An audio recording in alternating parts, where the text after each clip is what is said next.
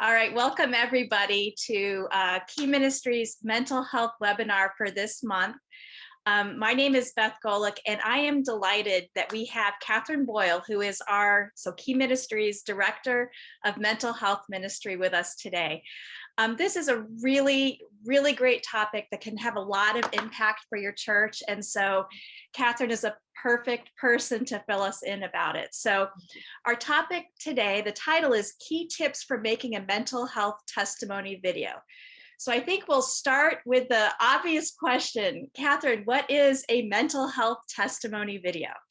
Well, thanks, Beth, for the introduction and the setup. And, you know, if your church invites people to share experiences that they have where they see that God has really helped them through something, you know, that's called a testimony. It's just talking about what your experience is. You know, we pray for things.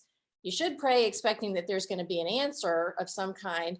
And gosh, when you see that answer, there's nothing like that to really strengthen your faith and to help strengthen the faith of other people as well. So, you know, God is a God who has written a great story in the past, but he's writing stories in our lives every day too. And oh my goodness, what a timely topic with the whole world talking about mental health because of Simone Biles and, you know, her struggle over the last couple of days. You know, we don't know all the details, but she, you know, she has withdrawn from, or she did withdraw from the team competition due to a mental health issue. So, I mean, this is something that the whole world is paying attention to this week, but over the last 18 months, just with what everybody has endured through the pandemic, you know, all of the additional stress and pressure in many ways on many people, there could not be a more timely topic, in my opinion. So I'm going to share a couple of videos back and forth between, you know, giving you some points, because I think, you know, pictures create a better understanding than just hearing a list of things that you should be doing. But I want to go over just a couple of points first. And, you know, Beth, or, you know, if you're on this, you know, as an attendee, please feel free to add questions in the chat or comments in the chat. You know, you may have already been doing this in your church. And we'd love to hear, you know, what has been helpful for people in your church, you know, because we are definitely all learning from one another.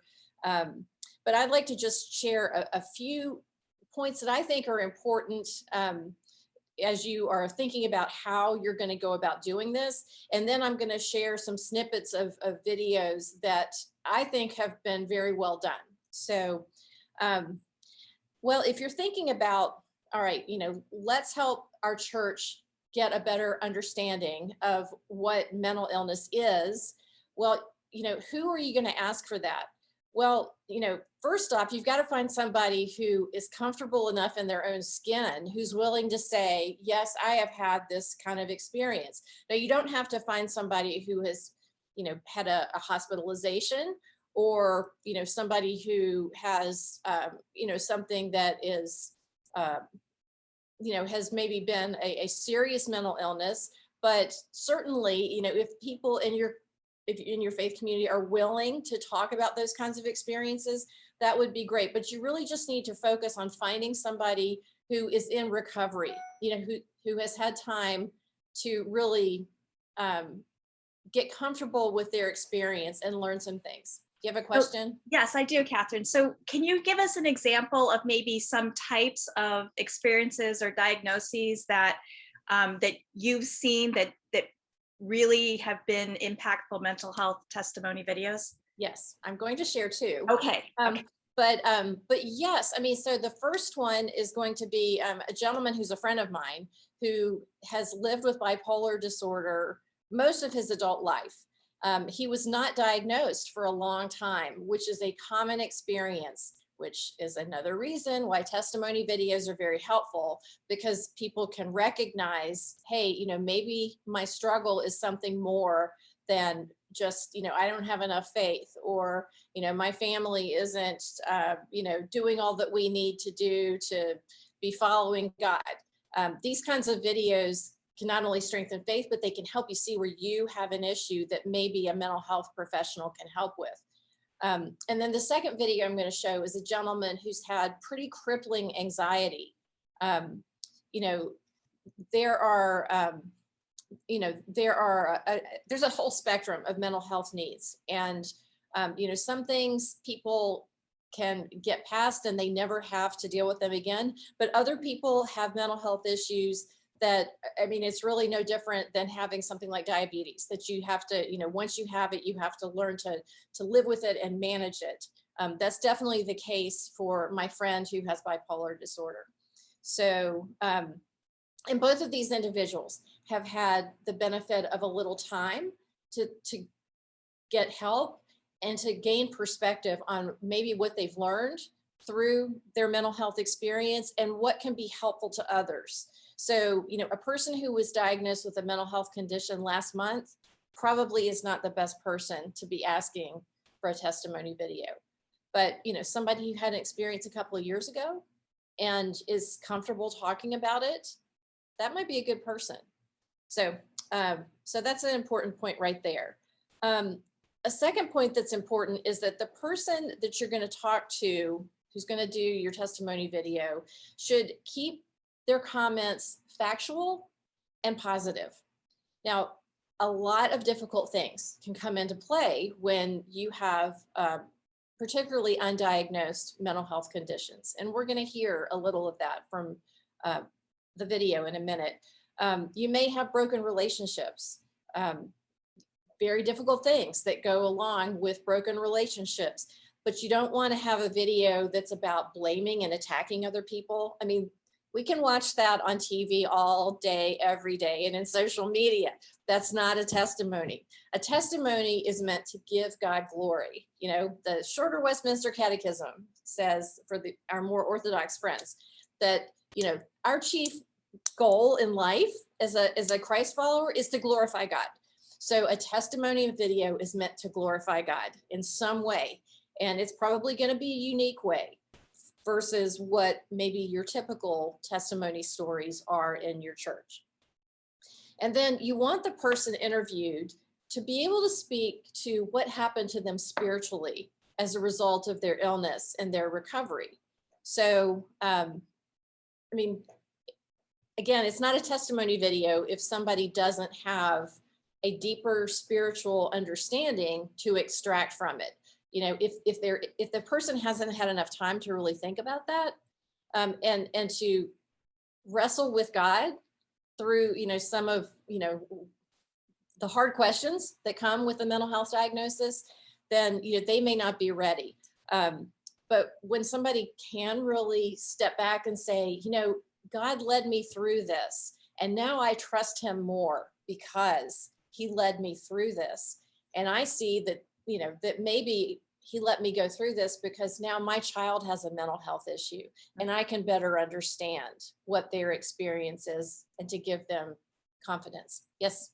My church actually calls these types of videos God at work videos. So I think that pretty much explains what, you know, it's how is God glorified through this experience? Yes, very much so. Yeah, I love that. God at work. It's the truth. So, okay, I'm going to do a screen share, and we're going to watch a clip from my friend Tim. My mother also suffers from mental illness. Her diagnosis is bipolar disorder. Even though I grew up with a mentally ill mother, my sister at this point in time had been diagnosed and was acting out, but nobody caught my mental illness. I was 33 years old before I was finally diagnosed. I spent many years in depression. I spent many weeks without taking a shower or any self-care. I remember one particular night, I broke a beer bottle and took a piece of glass, and I cut myself all over my body. And I can remember laying on the floor, bleeding, and I wasn't in my right mind.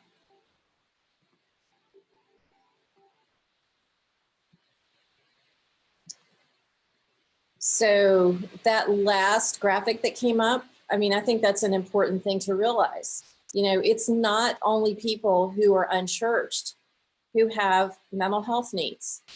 You know, it's happening in your church. And we're foolish can you if we tell us, if for we don't those think who that. maybe missed it or Are you didn't have, muted? Okay, go ahead. could you just tell us, could you just say what the graphic said? Yes. If anybody Yes, missed it. thank you. It said that that Tim grew up in church and he was baptized and accepted Christ when he was a child. I think he was 6 or 8 years old.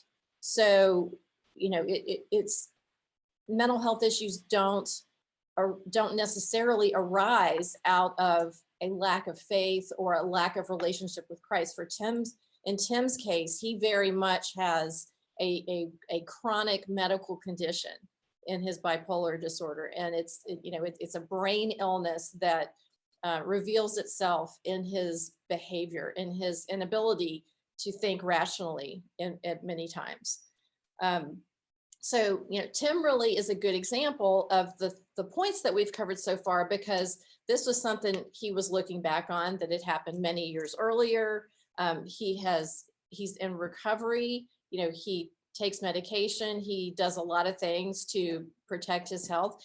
Sadly, with mental illness, a lot of times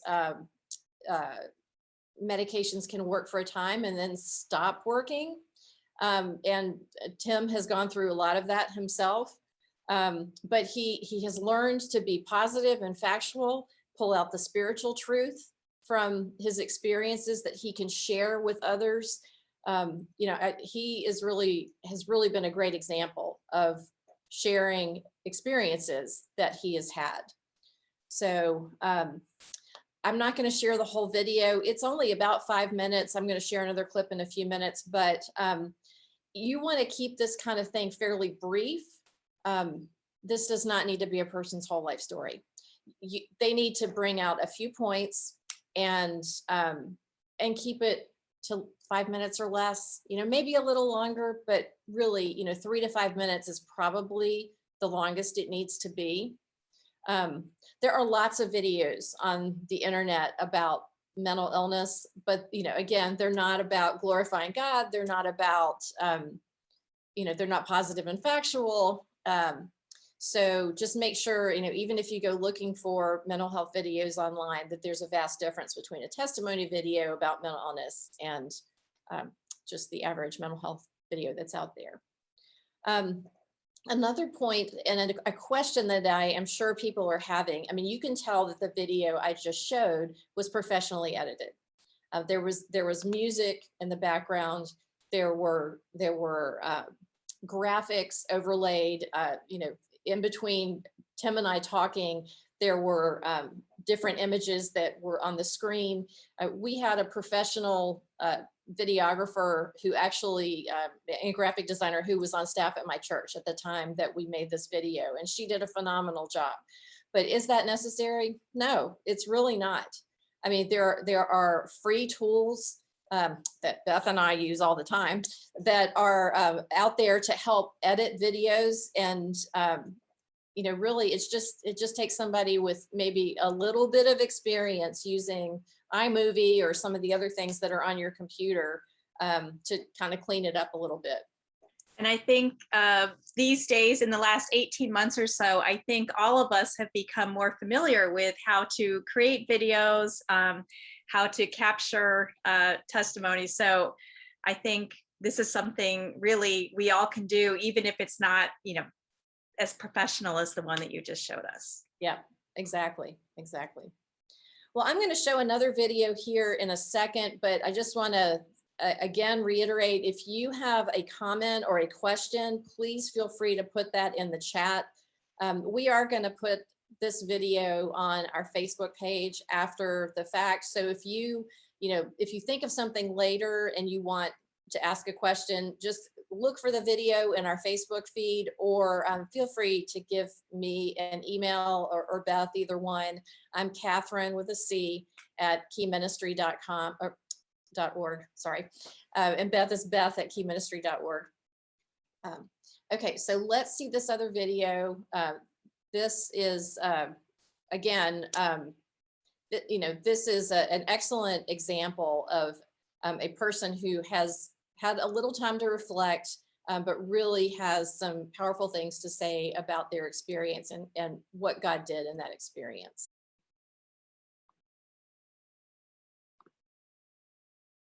I was a sophomore in college, and my family was on vacation.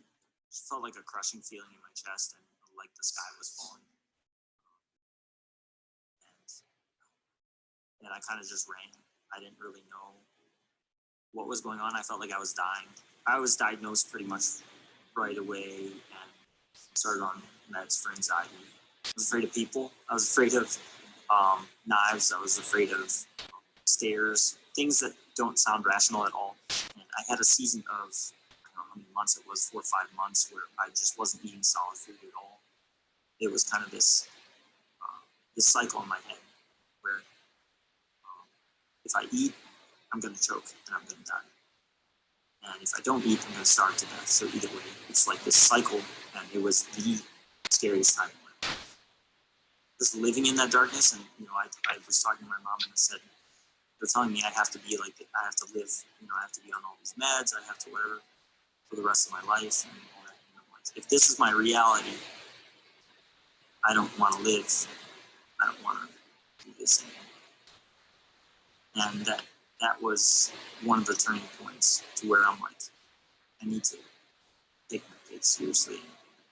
There was a piece of me that was kind of like neglecting really embracing Jesus. And then it's like, I realized later on that was the piece that was like missing. That was what was crucial to my healing. The only thing that really made sense in my heart and in my head was faith in Jesus. And that's what gave me peace. As a reminder of God taking His faithfulness and Him taking care of us, I got this bird. That was a reminder to me to just trust God and know that He knows what He's doing. This verse, Matthew 11:28, "Come to me, all who are weary and burdened, and I will give you rest," was just to know that I have a Father that cares about me that much, and that I can go to Him for true rest, not just like you can kind of do some things to maintain, but like true peace and rest, you can go to Jesus for that. I had a lot of good friends that walked with me through the stuff, literally get inside of my pain. The community was everything to me, just pushing me in all the right directions, go towards light, go towards Jesus, go towards anything and everything that's good. Looking back over the time that I've struggled with anxiety, the essential thing that I want to get across is you can have all of those pieces in line. You can have the diet, the exercise, and all of that in line. But if you don't have Jesus, then you're going to come up short, and it's not going to be lasting peace. And so I'd encourage you to just move towards Jesus. So a few things that were really wonderful about that is that he talked honestly and factually about his experience. He's definitely had time to reflect. He talked about scripture that was important to him. He talked about what his friends were able to do to support him in the midst of his mental health need, which is what the church should all be about. It ended on a positive note with an action step that anybody can take, which is to continue pressing into Christ. I think that Key Ministry recognizes that we're in kind of an interesting place in our culture because so many things are silos in our world. There's, you go to the doctor, but the doctor doesn't know anything else about your life outside of the office. You go to church, and the church people at church don't necessarily know anything about your health needs. Well, the church is really supposed to be a holistic kind of organization, and Key Ministry kind of finds ourselves in this little sweet spot between both worlds, because really mental health issues, like nothing else, drive you to the deep questions of life. And so the church really should be in that position, coming alongside folks to help them in these kind of struggles. Yes. Absolutely. And it was shared in the chat that that was a beautiful testimony. And I totally agree. That was very impactful. You know, you mentioned scripture. Is there a scriptural reference for, or scriptural basis for doing mental health testimony videos?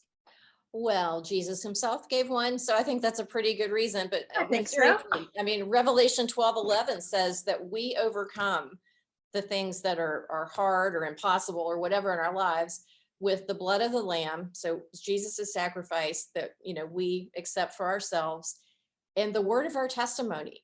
So, you know, God, I heard this morning, and I love this. God revealed himself first as a creator. And, you know, when we, you know, he creates new things out of our stories, out of our experiences. And so, you know, this is a way that we get to partner with him, is by sharing what he does in our lives. And that often can lead to, you know, creating new things in other people's lives as well. So anyway, yeah, I you know, the man born blind. I mean, I think probably most of this audience knows that story, that, you know, John 9:1-3 is such an important scripture for families that have disabilities of every kind. But, you know, after that man was healed, he went around telling everybody. And even when he wasn't telling people, people were coming to him asking what happened. Like the religious leaders went to him and said, well, how did this happen? And the parents were like, well, you ask him, you know, he's of age, he's 40 years old, you know, don't ask us, ask him. And so, you know, indirectly, I think that is, you know, an affirmation as well, that God wants us to tell our stories, because not only does, you know, it reflect what God has done in our lives, but it opens other people's eyes to see ways that God can work, and ways that maybe, you know, where we have limited him from working in our own lives. So Catherine, I do want to ask you, you know, how, like, what are some questions, or, you know, what can the format look like? We saw one example where you were interviewing the Yes. individual, and then the other one, it was just the individual's testimony. Yes. Before we get to that, I do want to ask, so let's say you know, you put this together and you show it to your congregation, then what? Well, I think that you are going to be surprised. The day that we shared Tim's video at my church, there were a lot of people crying, and people were saying things like, you know, how important this was, that this was what church is supposed to be about, and things like that. So, so expect the unexpected when you share the video, but more important than that, be prepared to meet the needs. You know, people, we have talked for a long time that when the pastor speaks openly from the pulpit about mental health issues, it gives the people permission to talk about that. You know, if you're not talking about mental health needs in your church already, you know, maybe that's an important first step. But once people let you in to where they do have a need, be ready to meet that need. And, you know, if you're not, then maybe, you know, the small group ministry, the Sunday morning, you know, Sunday school type ministry that you have, whatever you have that is a caring type ministry, maybe those folks need to get, you know, some training to understand what mental health issues are, and ways that can be, people can be supportive. And gosh, I mean, that testimony that we just watched of how that man's friends came around him and carried him through, you know, that is a beautiful example of what really anybody can do. It's just being present in a person's deepest and hardest time. Absolutely. So, and just one other word, that young man is a worship pastor at a church in Ohio. Awesome, thank you. So let's say this is something that, you know, you're feeling led to do. Can you give us an example of either questions that you could give to somebody in an interview format, or maybe questions that you would send to them ahead of time and they could cover if they're doing more of a, you know, self-interview type thing? Well, I think it's good to just know a little bit about a person's background, just so, particularly for people who don't know the person, a little bit about the person, where they grew up, what they did for a living, and then a little bit about the illness. Again, not the whole life story, but, when did you start noticing symptoms? When were you diagnosed? Where are you in your recovery? And then again, let's keep this positive. What's been really helpful in your recovery? Was it having a great doctor? Was it having a good friend who could understand and just support you through the struggle? Was it your family? Was it your church? Did you have tangible needs that were met? Were you hospitalized? Did your church rally around you? If you had cancer or some other kind of physical diagnosis. And what has happened with your faith in your recovery? And whether or not your church has been helpful in that. I mean, those are just some very basic things that I think, any church can ask, and that a person who is, has had time to gain some perspective on their illness can comfortably answer. And I would encourage you to definitely go ahead and send those questions ahead of time, so the person can be thinking about it. You don't want it to look like, it's so scripted that it's not real, but really, I think most people do need to have a little bit of time to kind of sort through their thoughts, because, both Tim and this other young man have had many things that they could draw from, but you really want time to hone in on the things that, may be important for other people, not just that were important to you. All right. And what would you say,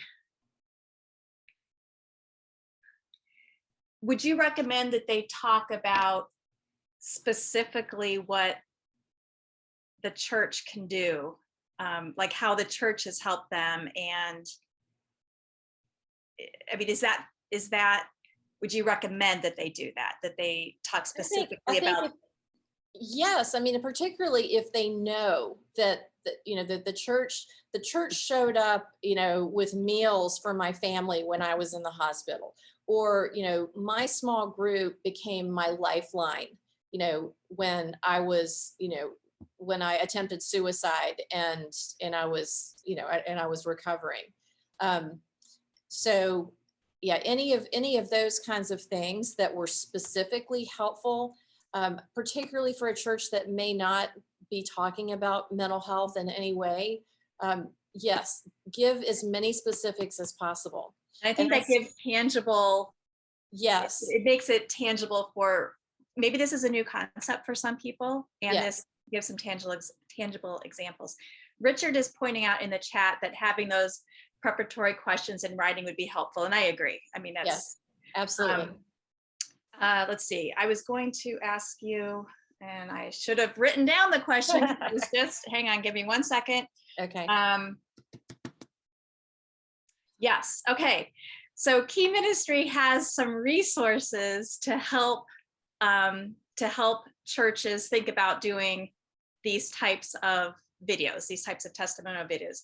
Can you tell us a little bit about that, please? Yes. So if you go to keyministry.org/mental health, we have step-by-step guidelines to help churches create mental health ministry. And I guess the big takeaway from that is that it's not an additional program. It's not a paid staff position necessarily. It's really just making sure that whatever ways you are caring for and addressing people's needs that are outside of mental health ministry, that mental health needs are included in that same kind of care. We have lots of blog articles, research, links to other organizations like the National Alliance on Mental Illness for statistics. So, some pastors, some churches like to really deal with facts and figures. So we've got that kind of information. We've got blog posts and other articles that are more about people's own experiences, both inside and outside of church. And then we have lots of teaching videos from Dr. Gersovich, who wrote Mental Health in the Church, that accompany the book. And then we also have a lot of mental health webinars over the last year and a half. We've just done a lot more work in that area because we were all, doing Zoom. But, any and all of those things that I just mentioned are free. And, we hope that you will use all of those resources, or any, whichever ones are appropriate for the needs of your church to help get this going. And I will be sending you the prep questions when we post this video on our YouTube and Vimeo channels, and also on our Facebook page. I'm going to send a link to a blog post that we did about this in 2018. It has all of these questions, and I'll also post the links to the 2 videos that I'm sharing today as we talk. So and another resource that I want to invite everybody to take advantage of is if you contact us, so keyministry.org, if you click on the contact us button, we can actually get you an appointment with Catherine to talk through some of these things too. So that's a resource that I want to mention as well. Yep. And everybody's church is at a different place in this. So, don't feel like if you haven't done anything to this point that you're so far behind, you can never catch up. Really just, recognizing that mental health issues are part of the human experience for about 20% of us at any given time. That's a huge step in the right direction. So, and as Beth likes to say, pandemic blessing, even though it's been really hard the last 18 months, churches are now much more likely to be talking about mental health needs and addressing those, in a caring way, whereas maybe prior to the last 18 months, that may not have been the case. So, I want to also say that, when you hear somebody else's struggle, it can really help you as a person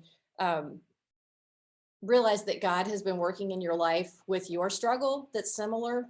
I'll share a little personal story. The very first time I shared my testimony, I was leading a women's retreat for women in my church and community. And if you've read anything on our website, part of my background is I had an eating disorder when I was a young woman. And after I shared my testimony, I was literally shaking. But a woman came up afterwards, and I always thought of her as a prickly person. She was one of those people that was just kind of hard to be with. She was very demanding. And so I was like, oh goodness, what is she going to say to me? And she came up and she actually pointed her finger and she almost poked me in the chest. And she said, I go to church with people all the time. And I think, how could these people ever have any idea what I've been through and what I deal with? And you, me, were at the top of my list.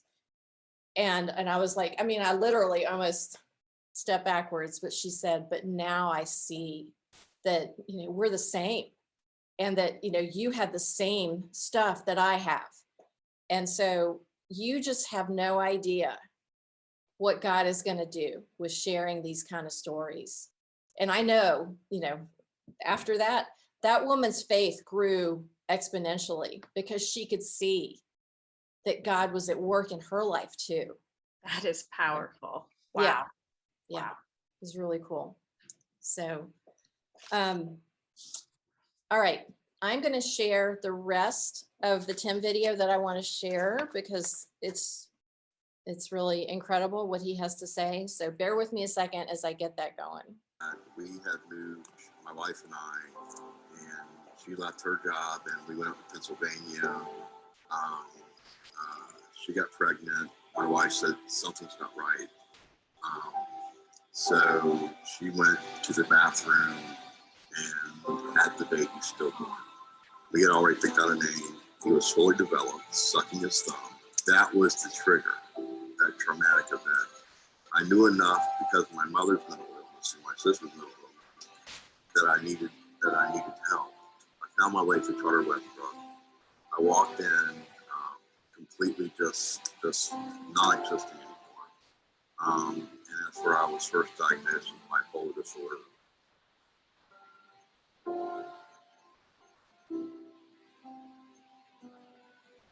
Looking back, there's so many things that I would not have done if I knew what I was doing, but I didn't really understand what I was doing. It was coming naturally to me, if you will. So I had lived all those years making decisions in a state of mind that was not normal. I now realize that I'm exactly where God wants me. Every suicide attempt, every divorce and disappointment and struggle has made me stronger, not weaker. God prepared me for this world to help people in time of need. The church and society, really don't give a thought to mental illness until it affects themselves first. On Sundays, I know that God is here, but I also know that if Jesus were walking on the earth today, he would be in mental hospitals. He would be programs that serve the homeless, that are mentally ill, and drug addicts, and that's where he would be, healing the sick and healing the broken.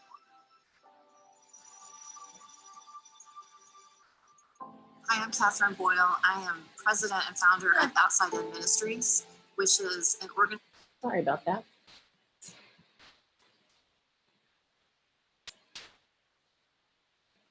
So just so you know, if you were just listening to this, a couple of the captions that accompanied the video were that 1 in 5 people has a mental health diagnosis at any time.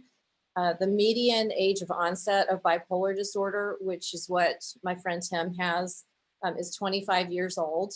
But really, that's the median age. So symptoms often start in late teen years, late adolescence and teen years. And then Tim, for a long time, worked as a peer recovery specialist, which is a person who has lived with a mental illness, who helps other people who have mental illness. And he was also, for a long time, a support group leader. He's moved out of the area now, but he most definitely sees that God created another career path for him as a peer support specialist. And that's the kind of thing that if we don't tell our stories, people aren't going to know that there not only is a future and a hope in our relationship with God, but a future and a hope that is tangible in terms of, Tim went from having a very different career to having a career as a peer support specialist. This is a program, there's training, there's certification. These positions are all across the country.